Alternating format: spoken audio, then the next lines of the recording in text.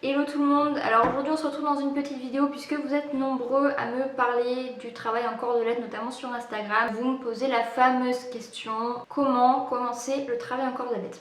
Donc là j'ai décidé d'aborder cette question dans cette petite vidéo. Donc d'abord il y aura une partie face caméra comme je le fais actuellement pour la partie du coup théorique où je vais vous donner quelques conseils, et ensuite la partie pratique où je vais vous montrer en image le travail que je fais avec Kia. Pour commencer, je tiens absolument à poser les bases qui sont, s'il vous plaît, ne faites pas de la cordelette si vous n'avez pas le contrôle en filet ou en licol. Ça n'a aucun intérêt de passer en cordelette si c'est juste pour faire des photos, si c'est juste pour soi-disant prouver que vous avez une belle relation avec votre cheval. Sachez que la cordelette ne signifie absolument pas que vous avez une complicité avec votre cheval. Le pire dans tout ça, c'est que vous vous mettez en danger et vous mettez aussi votre cheval en danger. Donc là, le but c'est d'éviter tout ça et de se concentrer sur des petits exercices que vous pouvez réaliser en filet ou en licol avant de passer en cordelette. Donc d'abord, il est essentiel que vous sachiez que la base c'est le regard, le poids du corps et les jambes. On va essentiellement travailler avec ça puisque l'objectif n'est absolument pas de tirer comme un âne sur la cordelette pour aller à droite, pour aller à gauche ou pour s'arrêter.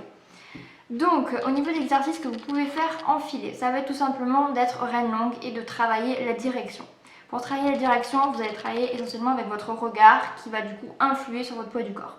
Je regarde à droite, donc j'ai mon équilibre qui se décale à droite et le cheval qui est très sensible à cela va s'orienter vers la droite. Inversement pour la gauche. Et pour s'arrêter, on va mettre le poids du corps en arrière sans toucher aux rênes. Personnellement, j'ai tendance à mettre les jambes en avant pour bien accentuer le mouvement et que ce soit une aide supplémentaire dans la compréhension de ce que je souhaite.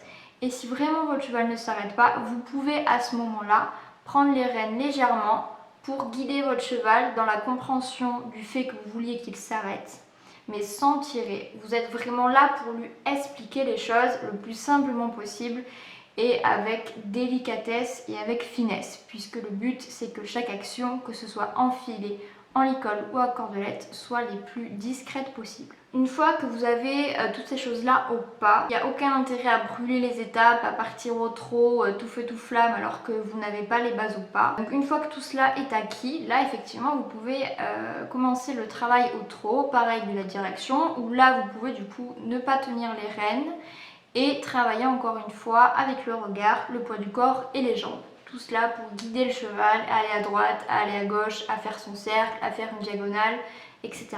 Et ensuite, on fera la même chose au galop. Mais vous n'avez pas besoin d'être en cordelette pour faire toutes ces choses-là.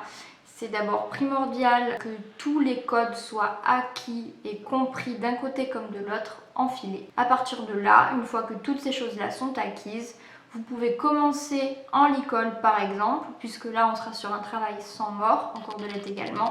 Donc c'est une aide supplémentaire puisque le licol aura quand même plus d'action sur le cheval en cas de pépin que la cordelette. Et une fois que tout ça est ok d'un côté comme de l'autre, vous pouvez passer en cordelette. Je tiens encore une fois à mettre l'accent sur le fait que la cordelette ne signifie pas que vous avez une relation exceptionnelle avec votre cheval.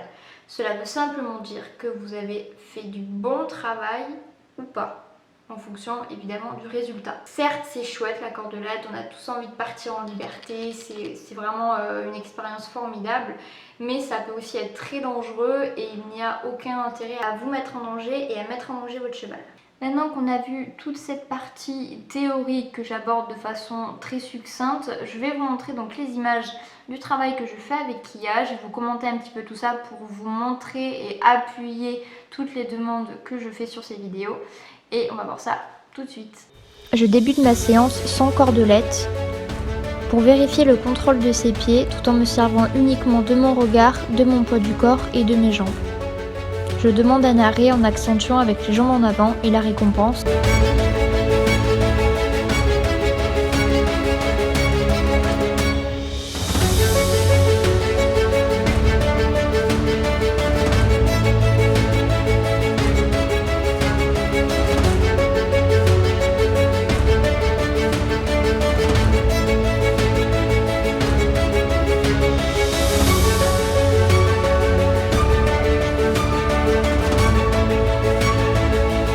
Une fois que tout est ok au pas, j'attaque le trot.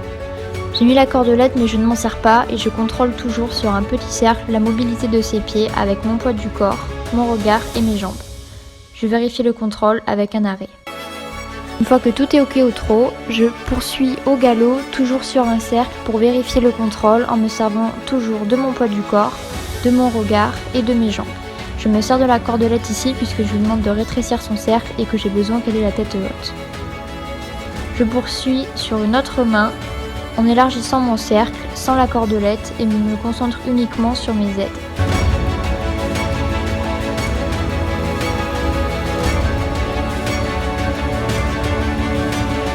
Je termine ma séance sur quelques petits sauts en essayant d'avoir le même galop devant et derrière puisque c'est une jument qui a du sang et qui a tendance à charger.